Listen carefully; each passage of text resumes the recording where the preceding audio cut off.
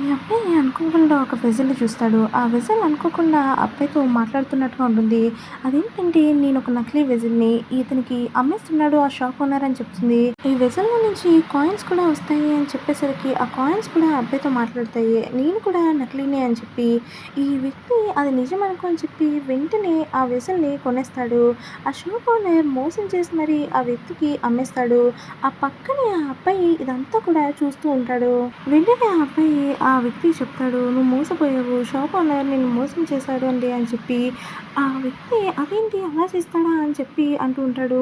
"నేను కష్టపడి డబ్బులు పెట్టి కొన్నాను" అని చెప్పి అంటూ ఉంటాడు. అయితే మీరు పక్క షాప్‌కెళ్ళి కావాలంటే అది అమ్మి చూడండి అని చెప్పి తీసుకెళ్తాడు. వెంటనే అతను ఇవి నకిలీ కాయిన్స్ అని చెప్పి అతని మొహాన ఇసిరికొడతాడు.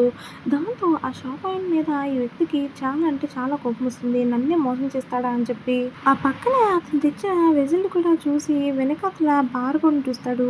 ఇది కూడా నకిలీదే అని చెప్పి నిన్ను ఆ షాప్ ఆయన మోసం చేశాడు అని చెప్పేసరికి ఈ అబ్బాయికి ఆ వ్యక్తి థాంక్స్ చెప్తాడు. ఇంతలోపే ఆ అబ్బాయి బయటికెళ్ళేసరికి ఒక అబ్బాయిని గుద్దేస్తాడు. ఆ అబ్బాయి తెచ్చుకున్నది పగిలిపోతుంది. వెంటనే అందులో నుంచి ఒక చిన్న డాలర్ బయటకొస్తుంది. నన్ను ఎవరు గుద్దేశారు అని చెప్పి. ఈ అబ్బాయికి అసలు ఏం చేయాలో అస్సలంటే అస్సలు అర్థం కాదు. వెంటనే ఆ వస్తువు యొక్క ఓనర్ ఇది 50,000 ఖరీదు చేస్తుంది. నువ్వు పగలగొట్టేసావు కాబట్టి ఖచ్చితంగా 50,000 ఇవ్వాల్సిందే అనేసరికి ఈ అబ్బాయికి అస్సలు ఏమీ అర్థం కాదు. 50,000 ఇవ్వడం ఏంటి అని చెప్పి అంటూ ఉంటాడు. వెంటనే ఆ అబ్బాయికి ఆ మాటలు వినపడతాయి. నువ్వు పగలగొట్టిన వెజల్ 50,000 ఏం ఖరీదు కాదు. కేవలం 500. నేను మాత్రమే ఖరీదైన వాడిని. నేను పగలలేదు కాబట్టి నువ్వు ఆ డబ్బులు పే చేయాల్సిన లేదు. అయినా సరే ఆ అబ్బాయి నన్ను కూడా 500కే కొన్నాడు అని చెప్పి అంటూ ఉంటుంది. దాంతో ఈ అబ్బాయికి చాలా ఆనందం వేస్తుంది. ఎందుకంటే ఈ అబ్బాయిని మోసం చేస్తున్నాడు ఆ వ్యక్తి అని చెప్పి బాగా అర్థమవుతుంది. అతను అయినా సరే ఆగకుండా 50,000 ఇస్తావా ఇవ్వా నేను 50,000 కొన్నాను అని చెప్పి వాదిస్తూ ఉంటాడు. వెంటనే ఆ అబ్బాయి అయితే పోలీస్ కంప్లెయింట్ ఇద్దాము.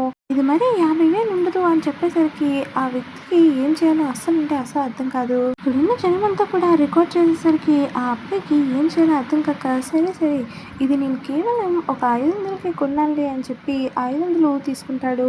ఈ అబ్బాయి వెంటనే ఆ 500 పే చేసేసి ఆ లోపల పగల్లేనిది వెంటనే అక్కడి నుంచి పట్టుకెళ్ళిపోతాడు.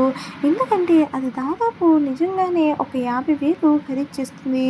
సబ్స్క్రైబ్.